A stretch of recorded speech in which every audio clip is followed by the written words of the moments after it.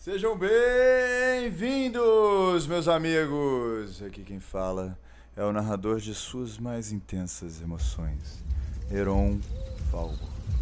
Vamos sair dos nossos tempos agora. Existem 4 elementos, 4 criaturas, 4 essências: água, fogo, ar e terra. Vamos agora para o quinto.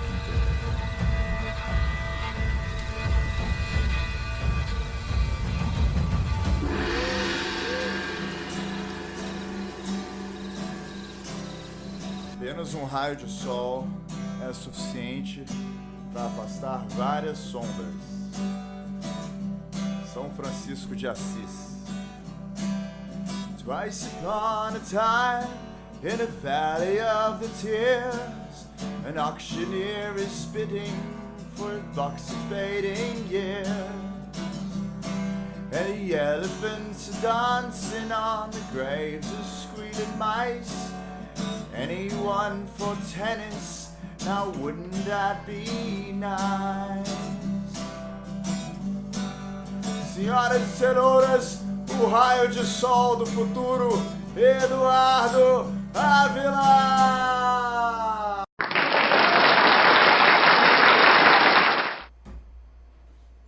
E aí, Eduardo, beleza? Fala, Heron. Prazer te conhecer. Parabéns Prazer, aí cara, pela prazer. música. Adorei. Valeu. Valeu, você conhece, você já conhecia essa música, não? Não conhecia. De quem é? É do Eric Clapton na primeira banda. Você pode aumentar o monitor, por favor, que eu não consigo ouvir ele direito? É do Eric Clapton acho que segunda banda dele, acho que a primeira foi Yardbirds, talvez, sei lá. Tem uma banda aí que ele teve lá das antigas, dos anos 60, chamada Cream. E, cara, a música é perfeita pra nossa conversa aqui, que a letra é irônica, né? Falando de tudo que é tipo aquela cenário American Dream, né? De tudo dando certo, só que tá tudo ao contrário, tá tudo dando errado. Aí a letra Anyone for tennis, wouldn't that be nice? Alguém quer jogar tênis? Não seria legal? É tipo, o mundo tá caindo aos pedaços e a gente jogando tênis. Eu tô falando isso porque eu jogo tênis todo dia, que nem você. E eu. Oi? Você já sabia, Eu já claro. Você sabia. já sabia. Por Eu isso ia que eu falar, escolhi. caraca, que coincidência. E você faz ação social e tudo. Então é uma forma da gente reconhecer que, apesar da gente estar jogando tênis, tem gente sofrendo no mundo. Claro, é. O jogar tênis é um esporte. Eu entendo a brincadeira da música, Não, mas a é ideia isso. da música é essa, que a galera que tá jogando tênis é uma galera, né? Ainda mais naquela época. Hoje em dia o tênis democratizou muito. Nos anos 60 o Sim. tênis era uma coisa super elitista, né? Sim. Então Não, acho. hoje eu jogo em 2 clubes aqui na Zona Sul do Rio. Tem um projeto social, inclusive, chamado Tênis na Lagoa. Não sei se você conhece, aqui na Zona Sul do Rio de Janeiro, Não. para Ah, jovens, conheço sim, conheço sim. para jovens de baixa renda. Então também é uma janela de oportunidades aí para o pessoal também, através do esporte, conseguir um lugar melhor na vida, né? Total, Mas total. A ideia, cara, é uma música, né? Tipo, sim, é uma claro. metáfora e eu acho que é super válida. E tem a ver com o nosso assunto, por isso que, porra, eu tento escolher músicas, aí como eu não te conheço muito bem, eu até achei que foi uma dádiva, assim, achar essa música que, sabe, se encaixa de uma forma legal. E, Sim, encaixou perfeito. Eu gosto de uma do Eric Clapton, que eu não sou tão assim conhecedor, mas tem uma que eu escuto direto, que é o Change the World dele. Essa eu escuto às vezes. eu lembro vagamente dessa, mas ele tem essa onda, né? Tipo de Uma visão humanista, assim, né? enfim, uma visão mais holística do mundo, assim, também. Total. Ou para o negativo, como essa música que você trouxe, ou para uma visão mais positiva, como essa É. Change the World, é legal também. Bota fé. E, cara, entrando um pouquinho no assunto de tênis, você parece que você joga bem, porque você tá sacando de uma forma profissional. Ah, na foto na É. rede social. Você tá jogando há muito tempo, não? Cara, eu jogava muito na minha adolescência, dos 9 até os 17 anos. Jogava federação aqui no Rio de Janeiro, no Brasil, joguei alguns torneios nos Estados Unidos também. Só Uau! que aí, de 17 para 18 anos, veio vestibular, várias Sei. coisas, Vida real. universidade, vida real. Aí eu parei, cara, eu parei até ano passado. Então, ano passado eu voltei. Porque tênis durante a pandemia, é o único esporte que, a não ser corrida, sozinho, assim, é um Sim, esporte que é mais tranquilo de é praticar sem verdade. pôr em risco, né? Então eu tenho jogado muito nos Tem, últimos tem, meses de tem volta. esgrima também, que você usa máscara. É verdade, esgrima dá, mas eu não sei jogar Tô esgrima, brincando. não. Mas o que eu ia perguntar? Pô, mas então eu ia te chamar pra jogar tênis, não vai rolar, cara, porque eu sou Cetave, sacou? Nível. Nada, a gente brinca, tranquilo. Mas você é aqui do Rio ou São Eu Paulo? moro do Rio, eu moro no Rio. Ah, legal. A gente marca sim, com Eu jogo certeza. ali Você joga onde? no Leme Tênis Clube, e você? Eu jogo no Caiçaras e no Flamengo, um pouco. Ah, bota fé. E essa Aqui no parada São. da lagoa, como é que você participa? Eu não participo, eu Ah, passo ali na só falou, entendi, frente. entendi. Eu tenho Você um tá falando que amigo que existe. Ah, entendi, entendi. como um exemplo de Ah, que bota fé. também é acessível. Eu tenho um amigo que é psicólogo e trabalha lá, e o Caiçaras e o Flamengo ficam do lado, né? Mas eu não participo, não. Mas é bem legal esse projeto. Fera, bota fé. Cara, acho que uma forma legal da gente começar, de repente, você falando um pouquinho sobre o Revolu Solar e seu trabalho pra galera te conhecer um pouco melhor e a gente partir daí pra perguntas, pro que o pessoal que estiver assistindo Claro. quiser. Claro, eu sou economista, recém-formado aqui pela UFRJ. Eu formei em abril de 2020, no meio da pandemia. Então, um home study. E eu sou economista, então eu sempre, durante a universidade, eu sempre gostei de inovação, de empreendedorismo, assim. Então, com alguns amigos, a gente fundou uma liga universitária na época de finanças e investimentos, mas que a Aham. gente queria mudar um pouco como é que era o ensino na universidade e tal. Trabalhei no mercado financeiro depois disso, Ah, que só que aí eu legal. sempre gostei muito de estudar tendências assim do mundo, da economia. Aham. E eu me apaixonei por esse tema que é a transição energética. É a gente mudar completamente a forma como a gente gera e consome energia, e me apaixonei pela energia solar.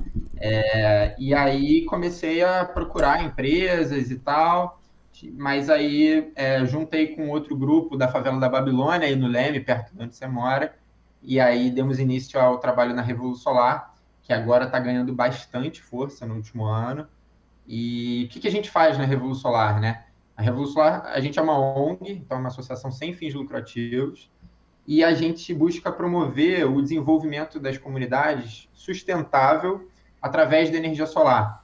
Então, a Aham. gente faz instalação de energia solar para reduzir os custos da população com energia. Que E, quem mora aqui no Rio e sabe que está como caro você pra entrou caramba. na onda do sustentável e ação social e ONG, em contrapartida a startup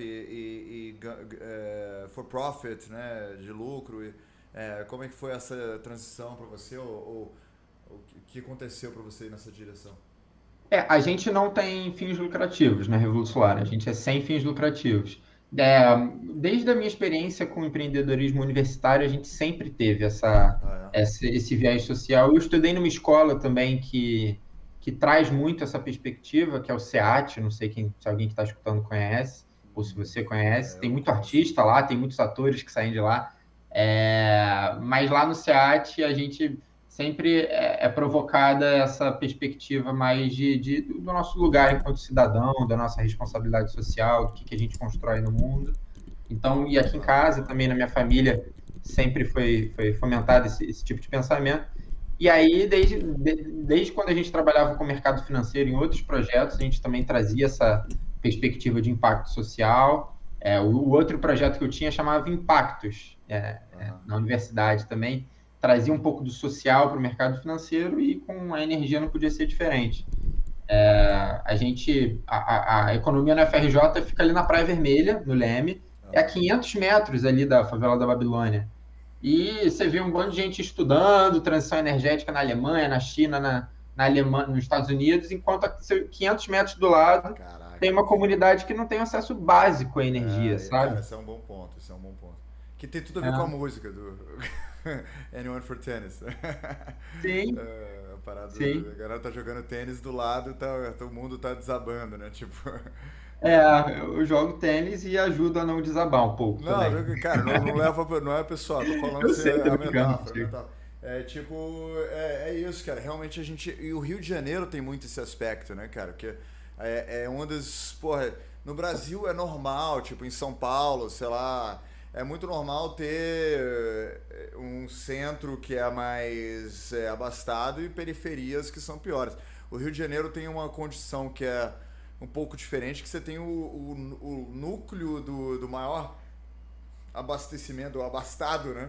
Ser do lado de também núcleos muito fortes de miséria, né? Sim. De problemas sociais. Então isso eu acho que é ao mesmo tempo que uma tragédia, óbvio, mas também uma oportunidade para a gente desenvolver combates a esses problemas brasileiros aqui no Rio de Janeiro, porque a gente está vendo, né? A gente está convivendo com comunidades. Tá? Eu frequento a mesma praia aqui no Leme, não que eu frequente praia, mas eu, quando raramente, uma vez por ano, eu vou lá fazer um ritual qualquer, aí eu frequento a mesma praia e não é por isso que eu não frequento, só porque eu sou de Brasília, tá? Só para disclaimer, antes que eu seja mais cancelado do que eu já sou. Sim, Eu frequento não, o mesmo ambiente, isso é outra coisa democratizante do Rio, né? Então, sim. realmente, acho que a gente como eu não sou carioca, mas a gente que mora no Rio, tem essa oportunidade de, porra, observar mais e participar mais e tá no nosso radar, né? Porque, cara, São Paulo, a galera totalmente alienada sobre a realidade de uma galera que vive diferente, né? Sim, isso que eu ia falar, essa característica peculiar aqui do Rio de ser junto, as favelas serem morros no meio da cidade, no meio. Tem traz desafios, traz problemas, questões negativas. É porque, pô, você imagina, cara, o jovem de favela tá ali, a família dele tem uma renda de R$ 1.500 por mês, e ele desce. Tá me escutando? Tô sim, Deu, você deu uma desapareceu um cortada, pouquinho, voltou. voltou. Voltou. E ele desce a favela e ele vê o pessoal de BMW, de carrão, e ele sobe e não tem comida no prato da mesa. Então, tem esse choque, esse Foda. conflito de realidades é um ponto negativo dessa estrutura, mas também, como você falou, cara, tem várias oportunidades que surgem disso. Então, por exemplo, na energia solar. É um mercado que cresce pra caramba, principalmente hoje com os mais ricos. E aí, você ter a favela próxima possibilita uma das coisas que a gente faz na Revolução Solar, que é capacitar os moradores das favelas para serem instaladores de energia solar e ganharem oportunidades de emprego qualificado e trabalhar nesse mercado que está se desenvolvendo tanto aqui no Rio. Então, surgem várias oportunidades também dessa mescla. E acho que agora, na pandemia, uma coisa que está ficando bastante clara é esses muros caindo, né? A gente conhecendo cada vez mais essa realidade. Então, a cultura de doação cresceu muito no Brasil durante a pandemia, porque a gente está vendo mais próximo essa realidade e não só jogando tênis, buscando Boa. contribuir para destruir essa realidade, porque, cara, é uma bomba relógio, Heron. Com certeza, com Se a certeza. gente não resolver isso agora, vai explodir. Com certeza. Cara, eu vivi em Londres num episódio que rolou London Riots de 2011. Eu acho que era 2011, ou 10 ou 11. Onde a população se revoltou do nada. Em Londres, sacou? Londres é o berço da civilização moderna, né? E também, assim, pô, você já foi pra Londres? Tipo, cara, Não. tudo arrumadinho, ninguém fala alto, pede licença pra tudo, sacou? Você entra no. Não é que nem Nova York, você entra no metrô, a galera tá transando e tá pichando uns aos outros. É, no metrô de Londres tá a galera assim, Só tipo. gentleman, E lady. no silêncio total, ninguém. Aí se alguém fala alto, o outro já olha assim, tipo. Tá doido, meu irmão? Tipo. E rolou esse London Riot, que foi uma revolta da população mais pobre de Londres sem razão nenhuma. Só porque explodiu. Não Sem tinha. razão nenhuma, não, né? Não, tô Porque dizendo assim, tipo assim, acumulou. não teve liderança, não teve um Lula, entendeu? Falando, vamos pra rua, não teve porra nenhuma. O que aconteceu é que tava rolando do lado da minha casa, eu vi acontecendo, foi bizarro. Do lado da minha casa, eu morava no 10º andar, alguma coisa assim. Então dava pra ver longe, né? Não foi, tipo, foi, sei lá, 10 quarteirões da minha casa. E tava rolando uma festa de rua, ninguém tocando reggae e tal. Aí a polícia chegou com 4 ou 5 policiais, falando para dispersar, porque tava uma festa já grande demais, tinha carro passando. E a galera da festa falou: não, não vamos. Aí a polícia trouxe mais gente e a galera do bairro se revoltou com a polícia. E polícia britânica não usa armas, né? Porque as coisas não tem armas, né, no país. Uhum. Deve ter operações especiais e tal, mas na polícia Sim. normal assim não tem. Uhum. Aí começou a juntar mais gente e daqui a pouco o que virou essa parada foi Londres inteira em revolta, saqueando lojas e, cara, prédios, vários prédios inteiros pegando fogo. Tipo assim, chegou o ponto de polícia não dar conta de absolutamente nada. Eu e meu irmão, que eu morava com meu irmão, pegando faca, entendeu? E barrando a porta com o sofá, porque estavam entrando nos prédios, cara. Tipo, Caralho. destruindo tudo. Apocalipse mesmo. Tipo isso, total, sacou? Zumbis É, entrando. Cara, imagina isso. E começou a ser, entendeu? Como uma festa. Ou seja, a parada tava borbulhando tanto, entendeu? Que. exatamente. Mas é porque é isso, não vai ser um grande evento que todo mundo, por causa desse evento, vai se revoltar. É um acúmulo de injustiças no dia a dia. Você vê, Claro. a menina hoje ou ontem, de 20 e poucos anos, 30, não sei, grávida, inocente, morreu. Foi É, a bala eu vi. perdida, que é a bala achada, né, na Sim. verdade. Então, são não são pequenas, mas são essas coisas no dia a dia que vão Total. acumulando e vai chegar algum momento que, se a gente não mudar drasticamente a nossa relação com isso, vai explodir em algum momento aqui Eu no tô, Rio. eu tô usando isso como prova pra falar que você tá certo nisso.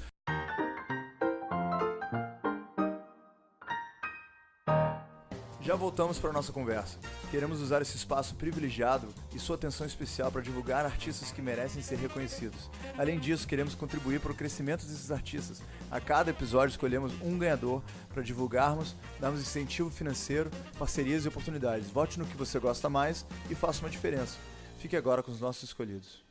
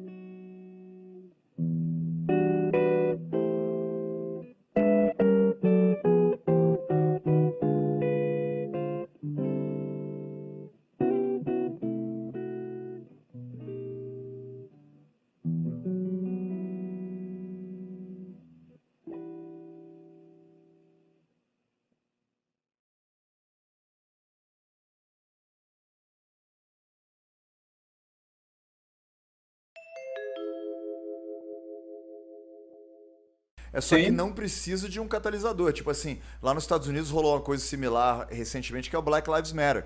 Mas isso era Uhum. teve um engatilhador, né, que transformou em manifestos, que transformou em caos durante um pouco Sim. tempo. Agora, essa parada que rolou em Londres, eu também acho interessante o tanto que ninguém fala sobre isso, sacou? Eu não Foi, sabia. então foi uma parada que. Porque é como se a gente não quisesse acreditar E que isso dá seja muita ideia, possível. né? Não Oi? quer dar muito, não quer dar muita ideia. E na Inglaterra foi super gigante isso. Só que no resto do mundo eu acho que é tipo, a galera não quer falar, porra, não quero mandar essa notícia de que, caralho, qualquer momento pode explodir uma bomba, entendeu? Eu acho que tem um pouquinho disso, sabe? Porque eu lembro que eu via, eu falava com a galera no Brasil, eu mandava vídeo, sacou? Cara, eu tenho vídeo do meu celular, da galera na minha casa, embaixo, assim, olhando o prédio, sabe? De baixo logo no meu prédio. Uhum. Chegando a polícia com o escudo e uma galera chutando a polícia e depois jogando pedra no meu prédio pra entrar no prédio, sacou? E Eu tenho você um com a vídeo de faca ali celular. atrás do sofá. Não, aí foi nesse momento que a gente botou o sofá na porta, que a galera entrou no meu prédio e a polícia fugiu. A polícia ficou com medo, sacou? Foi embora. É. Aqui a polícia vai pra cima. Quer dizer, já tá indo pra Não, cima, mas né? cara, porque aqui nunca borbulhou nesse ponto, sacou? Aqui, Né? não, numa época, lá na época da Dilma, sei lá, tinha uma época aí que tava rolando revolta o tempo todo. Sim, É, 2013 ali, isso aí né? foi foda. Aí teve um caos aí que foi pesado mesmo aqui.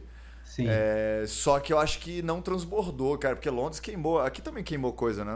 Na verdade, eu não É. tava aqui nessa época, então não Uhum. lembro. Sim. Como é que Mas foi? é isso. Não, 2013 também foi um pouco disso. Era coisa dos 20 centavos, de aumentar a tarifa do É ônibus. um detalhe assim que. São coisas assim, são super pequenas, mas que acumulam uma insatisfação. Não teve uma grande coisa. Em 2013, por exemplo, a gente estava no mais alto nível histórico de atividade econômica no país e menor taxa de desemprego na história. E borbulhou Caraca, uma manifestação contra a questão econômica. Caraca, essa parada que você tá falando é um ponto importantíssimo que ninguém fala também. Que o lance, uma das coisas que faz. Isso é pouco polêmico, né? Aham. Mas o que falaram, os comentaristas econômicos, sociais lá da Inglaterra, falaram que boa parte das pessoas que estavam envolvidas no saqueamento, né? Que entraram e roubaram televisores, cara, estupraram pessoas na rua. Tem vários. Cara, foi tipo apocalipse mesmo. Falando que boa parte das pessoas que foram apreendidas eram pessoas que estavam no dole, que estavam recebendo welfare, estavam recebendo tipo Bolsa Família, sacou? Olha só a bizarrice, eu não tô julgando isso de maneira nenhuma, mas o que você falou, a galera no melhor momento de economia se reivindicou os direitos. E o que eu fiquei impressionado é que a galera na pandemia agora, apesar de muita gente estar desempregada e sendo absolutamente contra o que tipo assim, o prefeito fechando os estabelecimentos e tudo, a galera ficando. Como a economia tá muito ruim, tá todo mundo pior, ninguém se revoltou. Sacou? Então rola Porque um fenômeno assim, tipo, pô, quando você tá bem, você tira um pouquinho, né? Você se revolta. é ser humano, né, cara? Não tem muita. É uma loucura o que acontece dentro das nossas cabeças e no grupo de cabeças de grupos de seres humanos. Pô. Às vezes a gente tentar achar muita explicação lógica e objetiva é ser humano, Pô, às mas vezes é é uma bom a gente tentar loucura. assim, porque, cara, o negócio tá ficando feio. Cara, eu jurava que durante a pandemia ia rolar uma revolta. Porque, É, cara, eu via no rosto das pessoas, sacou? Você via direto coisa acontecendo. Eu fazia live e entrava gente toda hora. Eu tô desesperado, me ajudem, entendeu? sim. Porra, É. Mas a situação ainda tá feia. A gente ainda tá na pandemia, né? E a questão ainda tá. Vamos ver. Tomara que a gente se melhore essa situação no ano que vem, é, enfim, em total, diante. total. Tamo junto Mas é nessa. isso, cara. Precisamos ter uma nova visão e uma mudança profunda em relação à forma como a gente trata a desigualdade, as injustiças E sociais no qual é a sua Brasil. visão assim, econômica disso, assim, de como chegar a essas mudanças? Que você, né, trabalhou no mercado financeiro, tem essa visão econômica privilegiada. Não, olha, você não tem experiência nenhuma no mundo de países desenvolvidos, de economias desenvolvidas, em que você não teve um papel forte do Estado na promoção de uma indústria nacional forte, na promoção do emprego, em tirar a gente da muita gente da pobreza. É, então, enfim, hoje se tem no Brasil o mainstream, assim, o mainstream que fala a principal corrente econômica com um pensamento mais liberal, né? De que, ok, o governo sai, deixa o mercado trabalhar sozinho, que ele Você tá vai. falando do Paulo Guedes. Ele é um dos representantes dessa Aham. visão, né? De É, o que maior, né? O que tá mais agindo, vamos dizer. é o que está aí, e as coisas vão se resolver. Aham. De 2016 para cá, as coisas não estão se resolvendo, né? As coisas só estão piorando. E não tem um exemplo na história da economia mundial, não existe um exemplo de uma economia desenvolvida, de qualquer economia grande, desenvolvida, em que você teve essas resoluções sociais todas sem o papel forte do Estado. Mas também você não tem um exemplo do contrário, né? De uma economia keynesiana onde as coisas fluem. Porque assim, normalmente nas economias, vamos dizer que optadas pelos países um pouco mais socialistas, vamos dizer, a gente, quando não tem uma mescla, vamos dizer, né? De um liberalismo saudável, fomentador do capitalismo junto com, né, uma intervenção pontual do Estado. Também tem muito pelo contrário. Você vê, né, causando mais miséria, mais fome e nivelando mais por baixo. Mas eu não falei em socialismo. Os Estados Unidos é socialista, Não, a, o que eu quis dizer é o seguinte: a França é socialista, Os a Estados Alemanha. Unidos primeiro liberalizou na maioria dos polos bem-sucedidos, tipo Nova York, aí depois, tipo Nova York, Chicago, né? E depois trouxe incentivos estatais Ao para contrário. melhorar. Ao contrário, primeiro o governo desenhou as bases, então, por exemplo, ele, depois da crise de, 2000, de 1929, que o país ficou devastado, você veio o Franklin Roosevelt com o New Deal deles, em 1930, e reconstruiu ali os Estados Unidos com uma Não, intervenção mas forte. primeiro foi um liberalismo total, e por isso que levou à crise de 29, é isso que eu tô falando.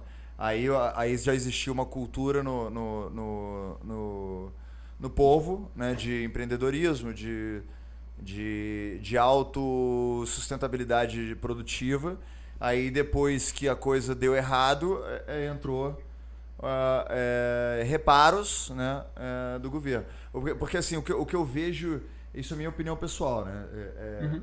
A minha preocupação é uma preocupação psicológica. Se você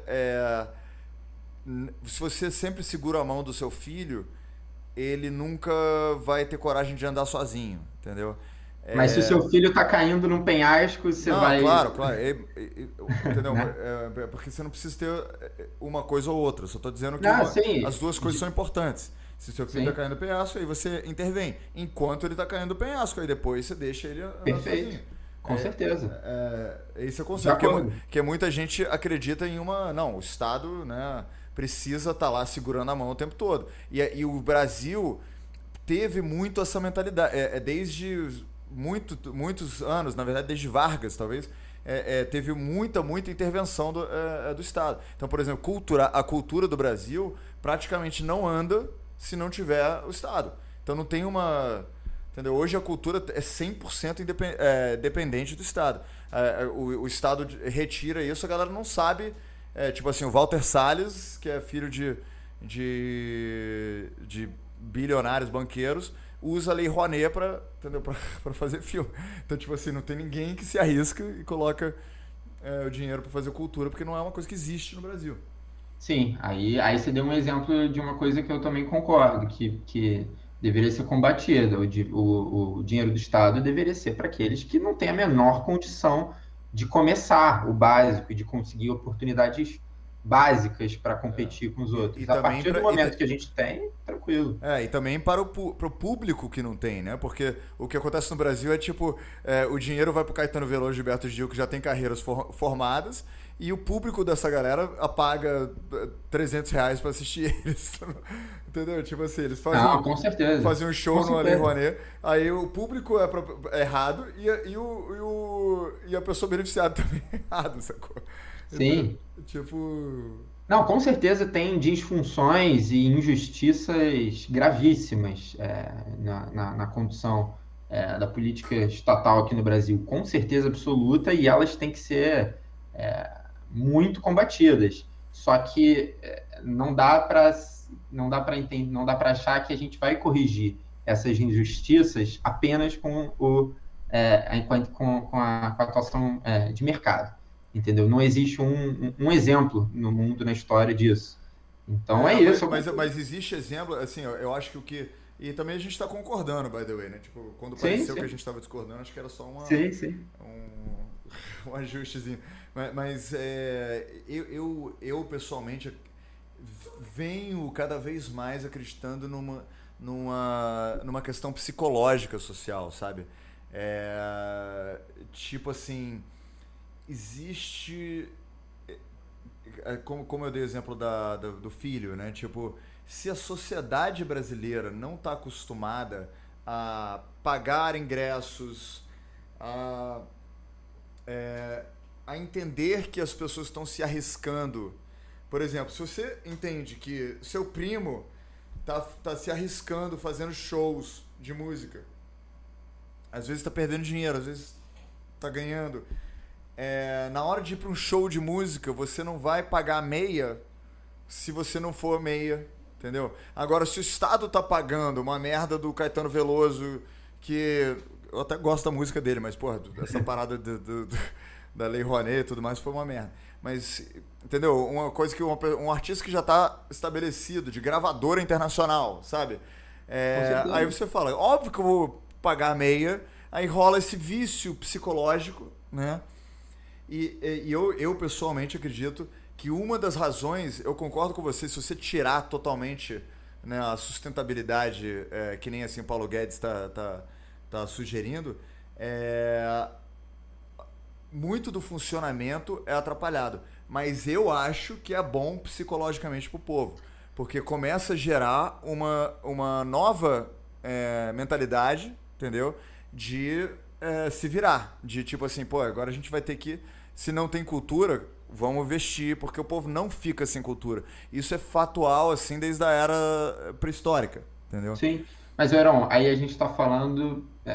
Eu tô usando Da- cultura, tudo bem, Não, fala. não, mas nesse exemplo da meia ou do pagar, a gente tá. Eu e você, nós somos, sei lá, 2, 5%, se for mais até generoso, Aham. mais ricos da sociedade do Brasil. 90% da sociedade brasileira é miserável e não tem dinheiro para pagar nem meia, nem um quarto, nem um Certo, verdade, décimo verdade. de um ingresso desse. Então, eu trago aqui esse recorte da importância do papel do Estado para os miseráveis, para quem não tem a Mas olha só, menor mas condição. lembrando que no século XIX a miséria era muito maior do que era no Brasil hoje em dia para qualquer país do mundo. O Brasil, tipo assim, a norma era ter uma classe absolutamente miserável e pouquíssimos ricos. Democratizou muito em todos os países do mundo. Isso é uma estatística mundial, entendeu? A maneira que inaugurou países bem-sucedidos como Suécia, como Estados Unidos, etc., foi com o início de se virem.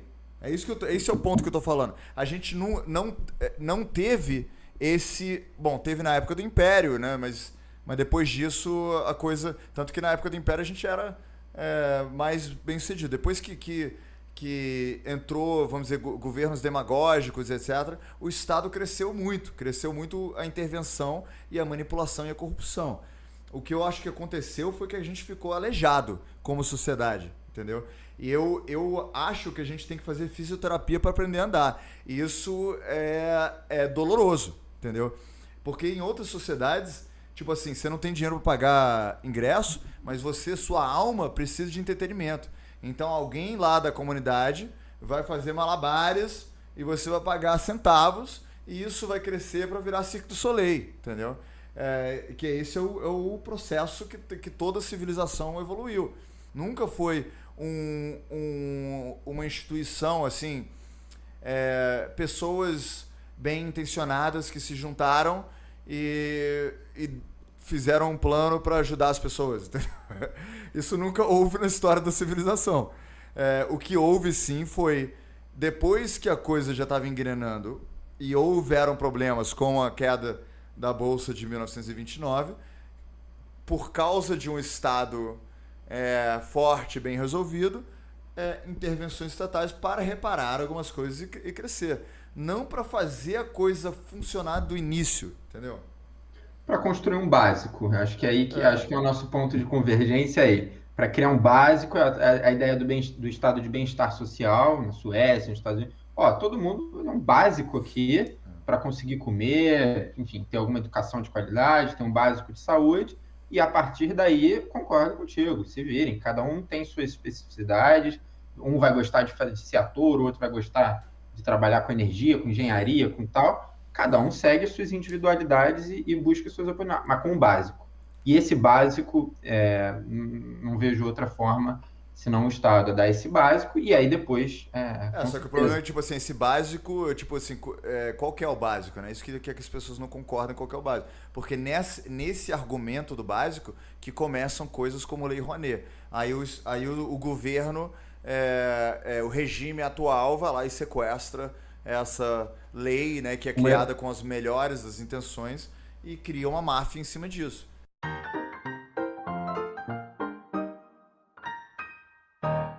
Já voltamos para a nossa conversa. Queremos usar esse espaço privilegiado e sua atenção especial para divulgar artistas que merecem ser reconhecidos. Além disso, queremos contribuir para o crescimento desses artistas. A cada episódio escolhemos um ganhador para divulgarmos, darmos incentivo financeiro, parcerias e oportunidades. Vote no que você gosta mais e faça uma diferença. Fique agora com os nossos escolhidos.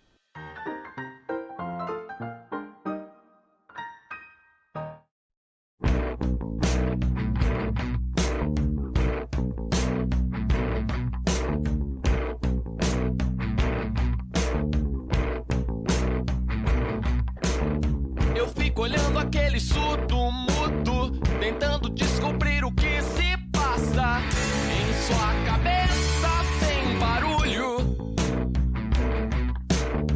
A boa educação por natureza não lhe permite uma palavra torpe pra ofender seus inimigos.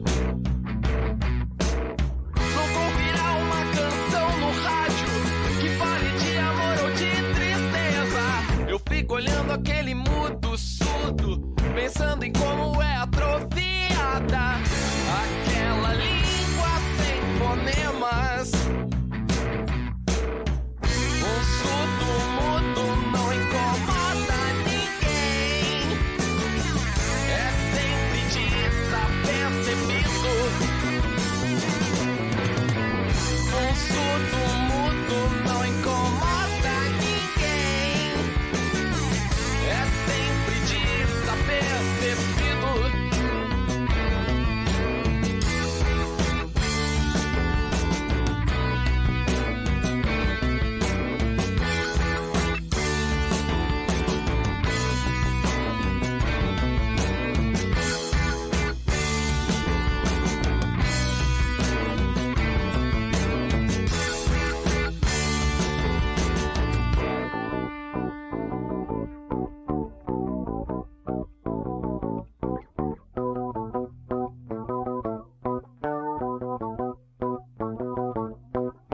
Eu fico olhando aquele surdo mudo, tentando descobrir o que se passa em sua cabeça sem barulho.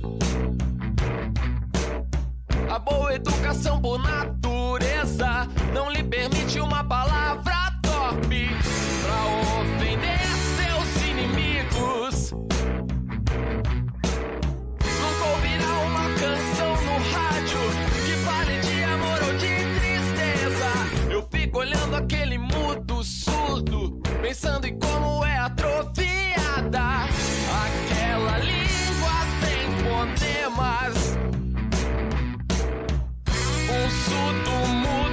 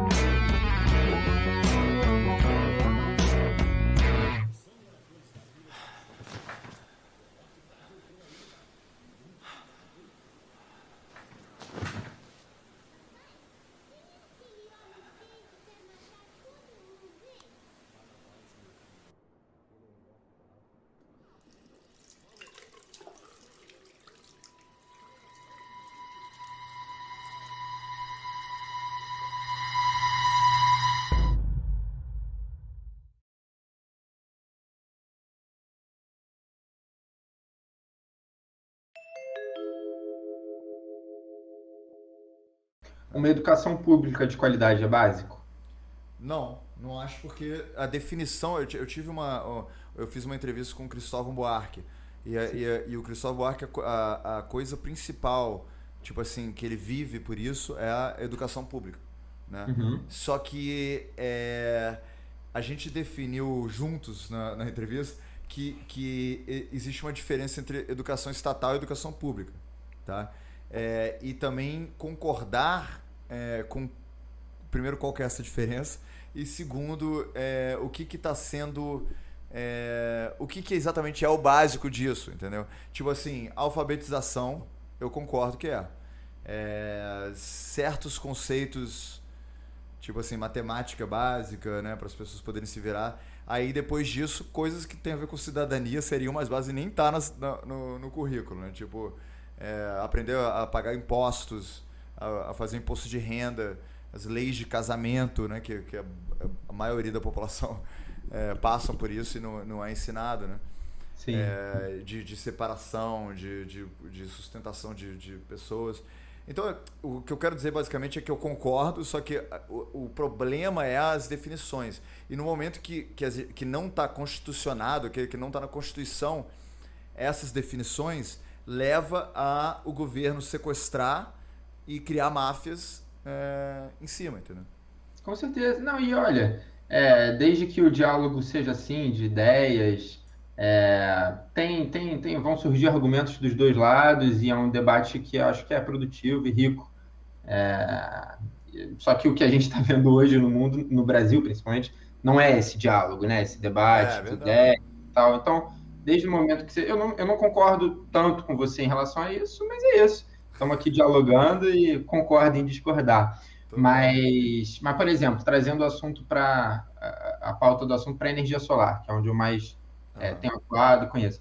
Você não vê hoje o mercado de energia solar, de geração distribuída, que a gente chama, né, que é cada um instalar o painel em cima da sua casa, existe no mundo tem 20, 30 anos. É uma tecnologia super nova. E você não tem um exemplo de nenhum mercado desenvolvido no mundo em que você não teve algum tipo de empurrão estatal no início da indústria, para que ela nasça. Porque no início é muito difícil, você não tem escala ainda para que a iniciativa privada veja o retorno mínimo necessário para investir ali. E aí você precisa do Estado vendo, não, ó, eu tenho aqui a visão de sociedade. Qual que é o Brasil, qual que é, enfim, Estados Unidos ou Alemanha, que eu quero para daqui a 20 anos, para daqui a 10 anos. Isso não vai me trazer retorno de curto prazo, mas isso vai construir um projeto de país que eu quero ter daqui a 15 anos, então eu vou dar. E aí, por exemplo, na China, você teve um modelo de intervenção estatal que foi investimento direto. Na Alemanha, você teve outro modelo, que foi, quem produzir em casa a sua própria energia solar, bota na rede elétrica e ganha um preço premiado por essa energia. Nos Estados Unidos já foi bem diferente. Foi, quem investir em equipamentos de energia solar ganha 30% de crédito fiscal em relação ao imposto de renda.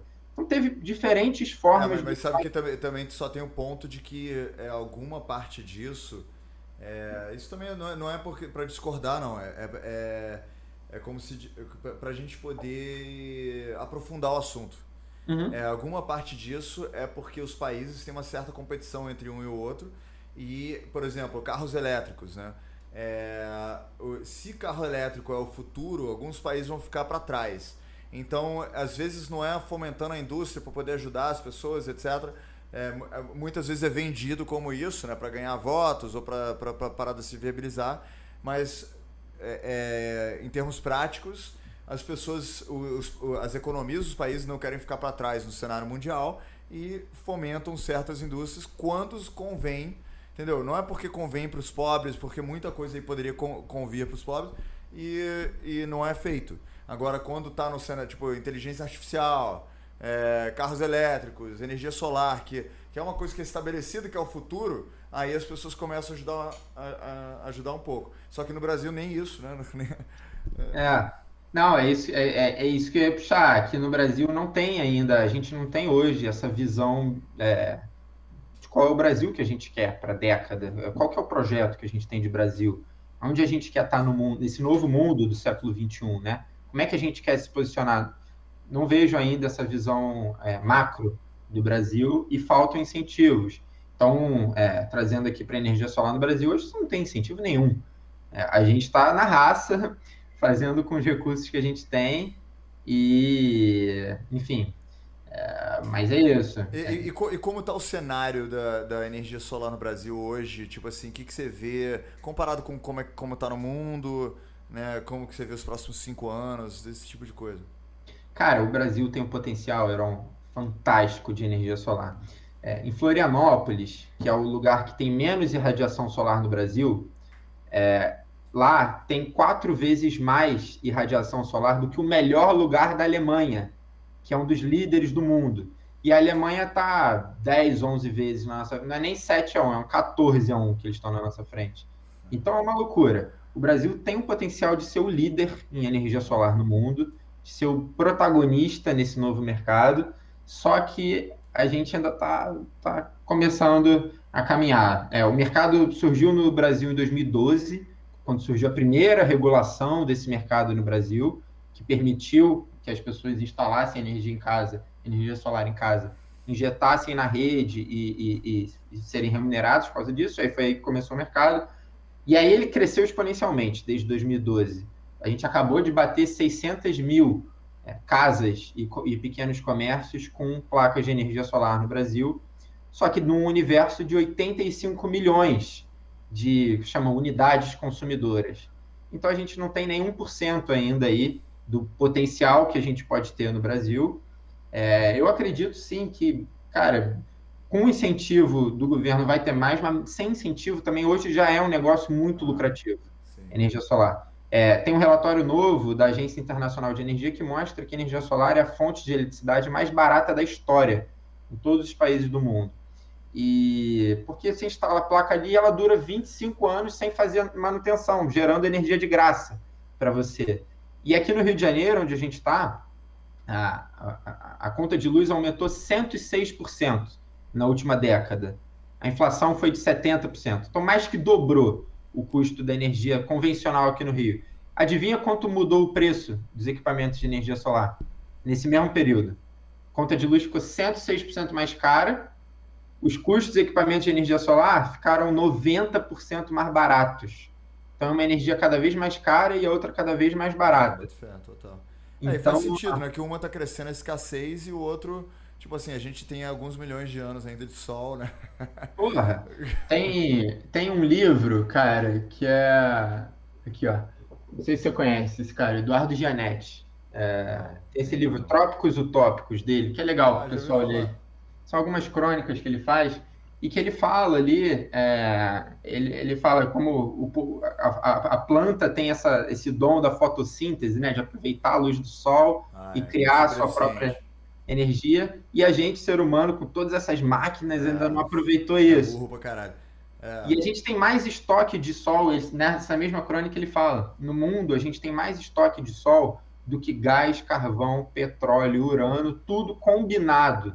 Cara, então, tem aquela parada do Zeitgeist, já viu o Zeitgeist? Sim.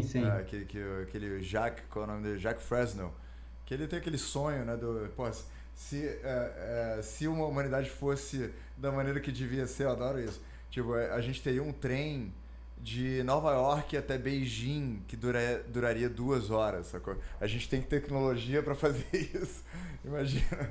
Ou seja, imagina chegar em Nova York, do Brasil para Nova York, ser 1 hora, sacou? A gente tem tecnologia para não ter, em vez de lei seca para as pessoas não morrerem, deixar as pessoas dirigirem bêbadas e botarem coisa tecnologia nas beiras das estradas que seja impossível das pessoas morrerem. Hoje a tendência que a gente tem de tecnologia em termos de automóvel são os automóveis autônomos, os carros autônomos. Nos Estados Unidos isso aí já está surgindo, é uma tendência bastante interessante também, dos carros autônomos. Mas é isso.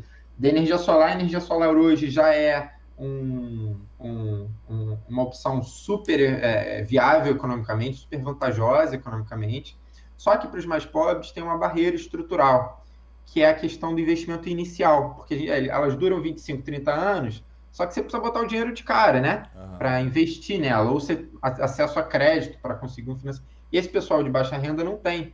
E são eles os que mais sofrem com a conta de luz muito cara no Brasil, né? Que Então a loucura, gente está mais cara. criando um modelo aqui com que eles paguem mensalmente um valor Aham. que seja menor do que eles estão pagando hoje para Ah, empresa concessionária de energia, ou seja, ele já tem impacto no bolso positivo já desde o primeiro mês, sem fazer investimento inicial nenhum, e a gente consegue ter um modelo que é autossustentável economicamente, ótimo, que que vai legal. pagar a equipe local que está fazendo a instalação e a manutenção das placas, que vai Perfeito. permitir expandir essas instalações. Então, a gente está fazendo isso agora com esse novo projeto nosso, que é a primeira cooperativa de energia solar em favelas do Brasil, na Uau. favela da Babilônia, aí perto de onde você está. Está Pô, super legal, convidado cara. a ir lá E conhecer. dá pra ir visitar lá? Eu poderia ir visitar em algum Com momento? certeza, com Iniciativa de certeza. vocês, divulgar, né? Ajudar aí a Óbvio. espalhar a ideia. Cara, Vai ser um convidado de honra. A gente tem o que a gente chama lá de imersão sustentável, Heron. A gente tem várias instalações de energia solar já na favela. Então a gente desenhou um corredor solar que a gente vai passando uma a uma e aí tem um workshop que a gente fala sobre energia solar, sustentabilidade e tal, e termina com um almoço na Favela Orgânica, que é um restaurante lá dentro da Babilônia, dentro da favela da Babilônia, só de comida orgânica e reaproveitamento de alimento, vegetariano e com uma vista maravilhosa da praia de Copacabana. Aí a gente termina ali com um happy hour, tá super convidado. porra, fera demais, cara. Obrigado. Claro. Muito legal. Cara, só pra ficar claro assim pro público que tá assistindo a gente, porque eu acho que eu entendi, aí depois se me fala, eu vou tentar resumir para leigos, né, que você tá envolvido aí na situação. Basicamente, energia solar é uma parada que não destrói o cosmos, né, porque o Sol tá aí para isso, para dar energia e sempre deu. E não é a principal fonte de energia que a gente usa no planeta hoje. O mundo está tentando usar energia solar, energia eólica, muito mais do que energia de fossil fuel, como é que fala? Energia de Combustíveis combustível. fósseis. E o problema disso é que inicialmente existem equipamentos, etc., para poder captar essa energia solar. Aí depois tem um custo relativamente pequeno de manutenção, né, de troca de placas e coisas do tipo. E para poder iniciar essa cultura, vamos dizer, essa mentalidade nova de uso de uma energia diferente, é caro no início e depois é muitas vezes mais barato. Como qualquer fonte de energia, Heron. Para instalar usinas de carvão, de petróleo, também você tem investimento inicial grande. Só que Sim, sim. a grande questão é que a decisão de investimento no setor de energia sempre teve na mão de governos ou grandes corporações. Oligarquias, basicamente. De grandes grupos, sejam eles privados ou públicos. A grande diferença da energia solar é que ela permite que o próprio consumidor, nós, os indivíduos, as famílias, os pequenos comércios, instalemos as placas no telhado das nossas casas e geremos a nossa própria energia. Isso é uma coisa super nova. É uma tecnologia dos últimos anos. Então, aí que a capacidade de investimento dos indivíduos, das famílias, é menor do que desses dois grandes grupos. Sim. Então, é aí que está a diferença. E um tem mais poder de lobby, etc. É como se fosse o advento do MP3, né? Tipo, o MP3 chegou e as grandes gravadoras do mundo que distribuíam música nas lojas e tudo boicotaram a distribuição do MP3, né? Tem o famoso Metallica, como é que chama? Processando a Napster ou seja, as pessoas só queriam ouvir música e foi um advento de uma tecnologia que podia revolucionar para todo mundo ouvir as músicas que ninguém tinha acesso. Aí óbvio que as pessoas que controlavam, as oligarquias que controlavam, que retinham esses direitos, fizeram de tudo para boicotar como é que chama? Causar pelo menos uma grande fricção nessa evolução, né? Mas não tem jeito, né, cara? Isso. Aí do mesmo jeito que hoje a gente tem Spotify, que qualquer um ouve, mas algumas pessoas têm que ouvir uma propaganda, mas qualquer um ouve qualquer coisa, sacou? Pelo menos.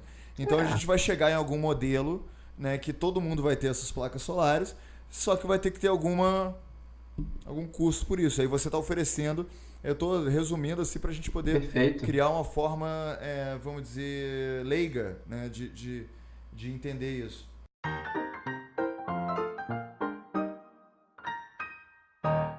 Já voltamos para a nossa conversa.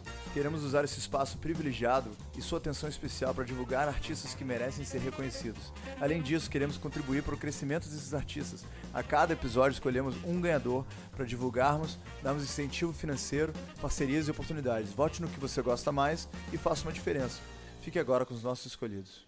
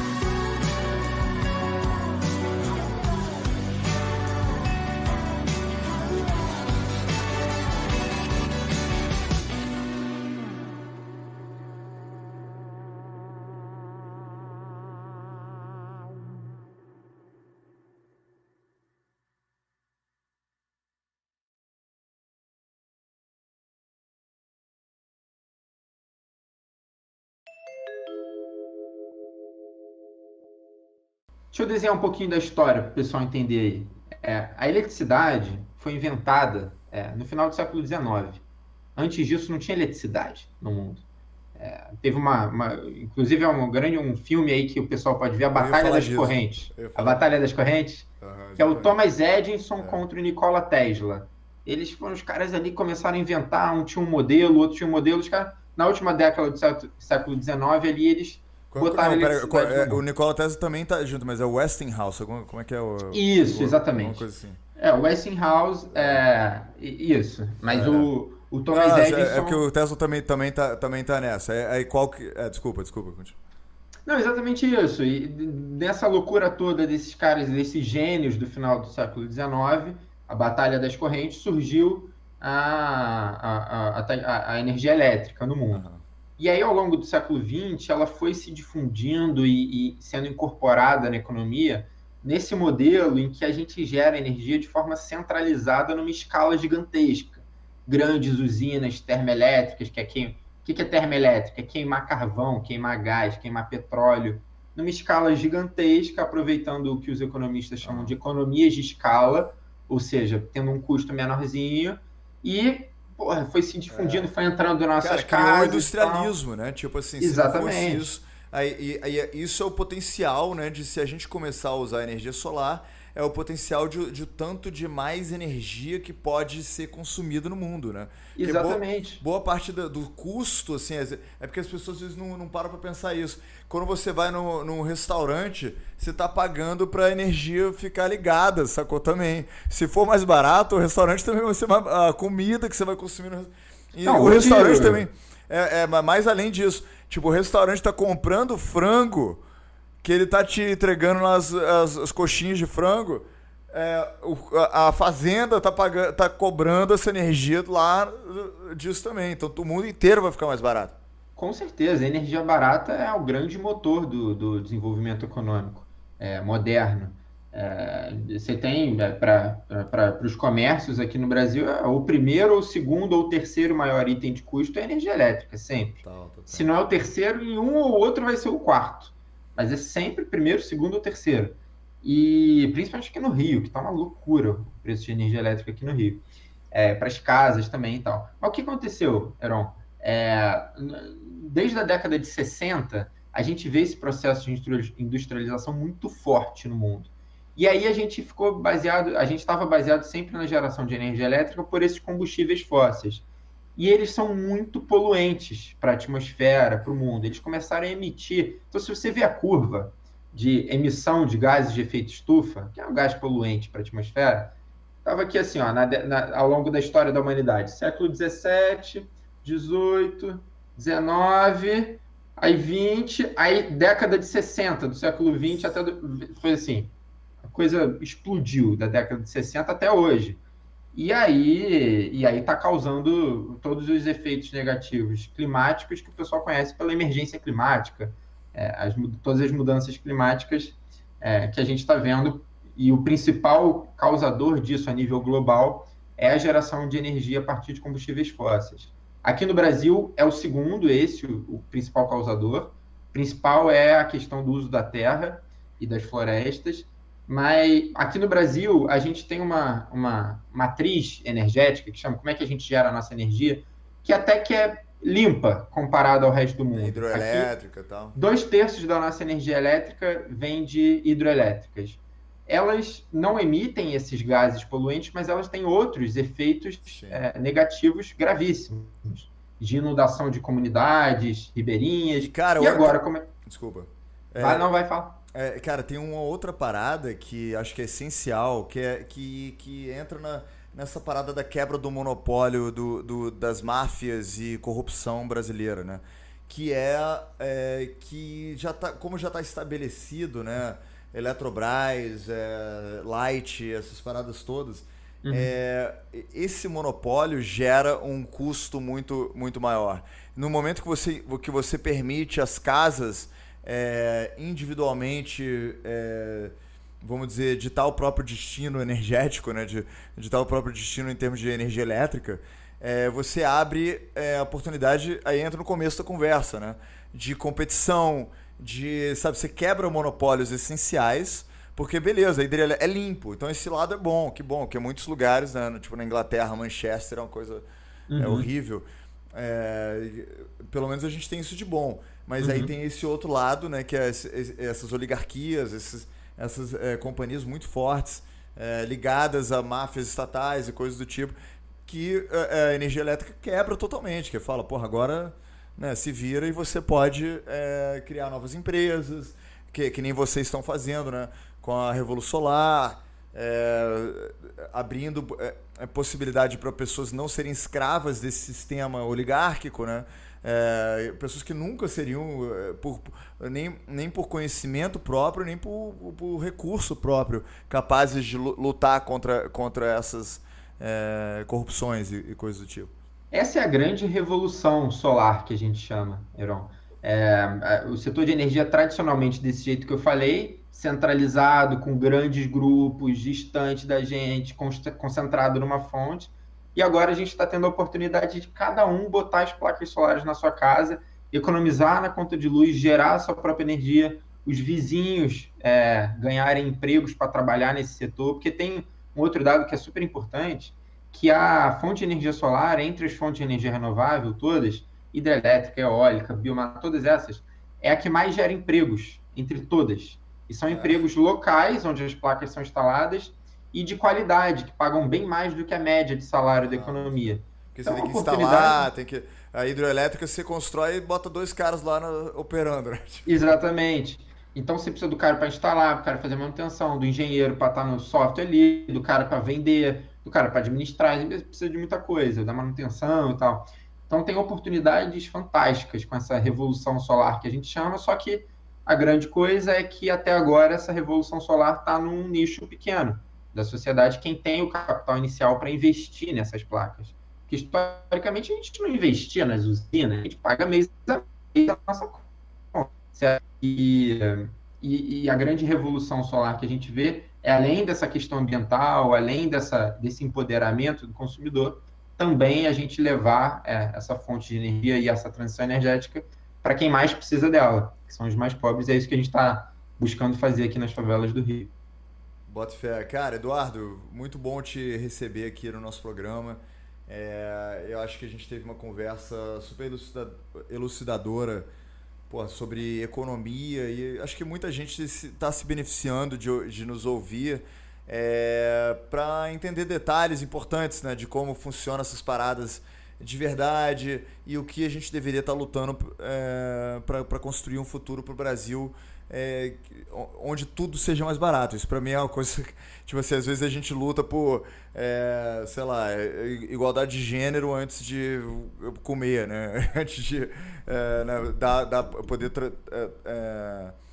levar mais comida, né? Porque no final das contas a energia solar é o que permite coisas básicas existirem, né? Então, cara, conte comigo aí pra divulgar isso, pra ajudar com qualquer coisa que eu puder. E muito obrigado pela sua presença. Perfeito, é isso aí. O último recado aqui, pessoal, é o que a gente Revolução é a energia que vem da favela. Tá todo mundo convidado lá a conhecer o trabalho da Revolução Solar nas redes sociais. Ah, legal. Antes da gente terminar, eu ia até te fazer uma última pergunta e depois se você puder... Na verdade, eu vou te fazer a última pergunta, depois eu te falo outra coisa. Uma pergunta que eu faço para os convidados, para a gente poder ter um momento de meditação coletiva.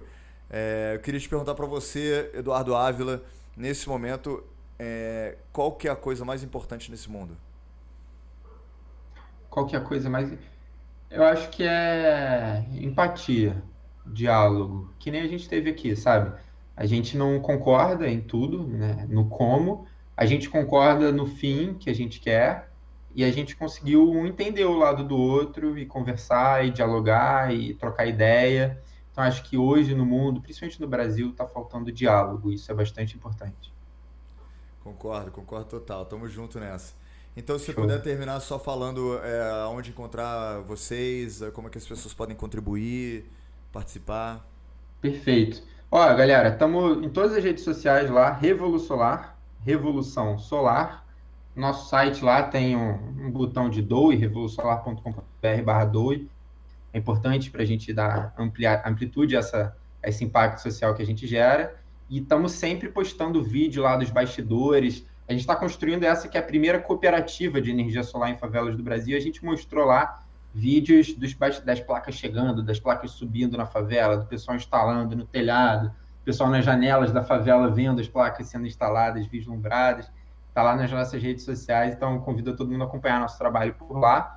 E brigadão, Heron, pelo papo, adorei. E parabéns pelo programa no Alvo, alto nível. Valeu, bicho. Cara, você se incomoda de ficar só um minutinho na linha, aí a gente conversa em um minutinho? Tranquilo. Valeu, valeu. Boa noite, tudo de bom. Então, pessoal, eu vou dizer agora tudo que a gente conversou, o que eu aprendi, qual que é a condensação desse nosso programa de hoje em um minuto.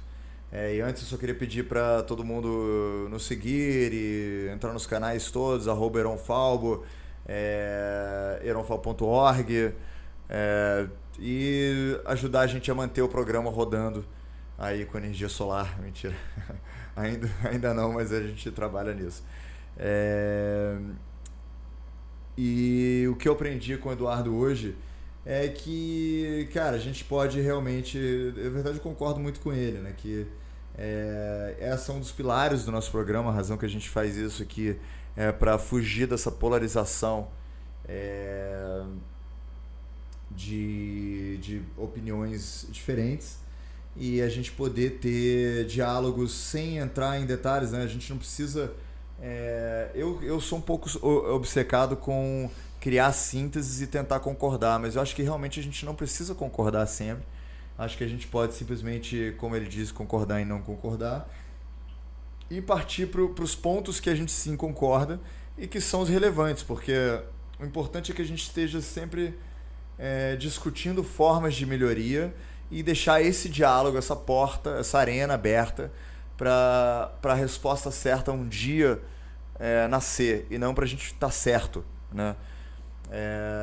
Então isso eu gostei muito e também gostei muito da ideia da importância da energia no mundo, né? Que eu vi aquele filme Guerra das Correntes, eu esqueci o nome, que a gente mencionou na entrevista, e eu não entendi o tanto que essa parada está acontecendo hoje em dia. Quando você vê o filme, você vê, cara, a energia é muito importante e mudou o mundo. E isso está acontecendo de novo agora. E então eu aprendi isso, a importância de voltar e pleitear isso e lutar por isso, né? Por a gente ter muitos problemas que a gente está matando uns aos outros para resolver hoje em dia seria resolvido simplesmente por energia mais barata. Então, de repente, galera, vamos apoiar essa causa mais. Nunca se esqueçam, a gente está todos os dias 7 horas da noite, todos os dias da vida, faça chuva, faça tsunami, estamos aqui juntos. E também nunca se esqueçam, a esperança é a última que morre. Respeito.